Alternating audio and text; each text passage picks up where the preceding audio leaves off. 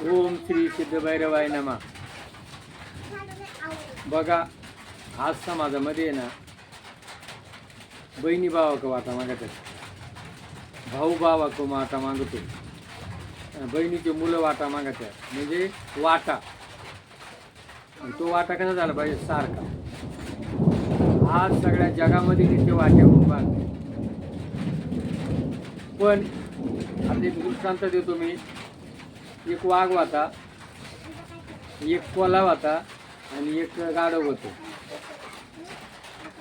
गाढव, वाघ आणि कोल्हा तिघांनी मारला हरिण. आता ते गाढव काय म्हणते? सारखे वाटे झाले पाहिजे.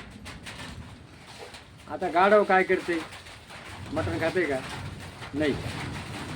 आता वाटे सारखे घाला पाहिजे. गाढव म्हणजे मी मरणार आहे, या जगात माझं काही नाही, मी संघ काही आणलंय नाही, संघ काही नेणार नाही, फक्त रिकामे हाव करणारा तो गाढव. कोल्हा म्हणजे धूर्त. धूर्त कोण? जे ज्ञानी, सावधगिरी करतात, भगवंताची भक्ती करतात, बरोबर सर. आणि वाघ म्हणजे कोण? यम. तो कोणाला सोडित नाही आणि सोडलंही नाही. आणि मग सारखे वाटे पाहिजे, पण सारखे वाटे पाहिजे. आणि त्यांना भुईला तोंड लावलं, जेव्हा डळकडी फोडली, पहिल्या डळकडीतच गाढव गेलं मरून. आणि कोल्याला म्हणतो, मग आता किती वाटे करायचे? काय नाही बा, आपलं काय म्हणणं नाही, तुला काय द्यायचं ते देणे तर देऊही नको. अरे तुला शिकवलं कोणा? म्हणत त्या गाढवानं. तसं आपल्या मागं आपले आजे मेले, पणजे मेले, बाप मेला, सगळे मेले, आणि आपण जगात ऐकतोय मरे एक त्याचा तुझा शोकवा आहे, अकस्मात तो ये पुढे जाणार आहे. हे सगळ्यांना कळत आहे.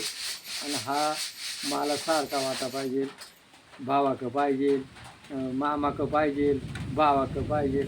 अरे काय वाटा आहे या जगामध्ये आणला? हिरोबाई अंबानी, टाटा बिर्ला मेला तर संघ काही नेलं नाही, आणि आपण काही नेणार नाही. आज मरावी परी कीर्ती आज त्याचा लोक रडले. आणि ज्याच्याकरता भांडत्यात कमवून देतात, ते काय करतात? काडी लावून पिटून देतात. वरून काय?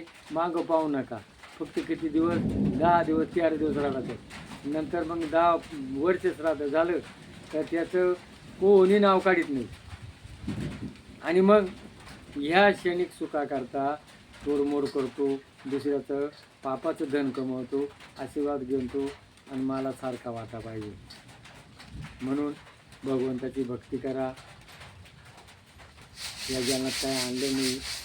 मी जन्माला आलो तेव्हा लोक हसली, आणि मी जेव्हा मरल तेव्हा लोक रडले पाहिजे. चांगला वाटा, चांगली आहे, चांगली होती, बस एवढीच आपली कमाई.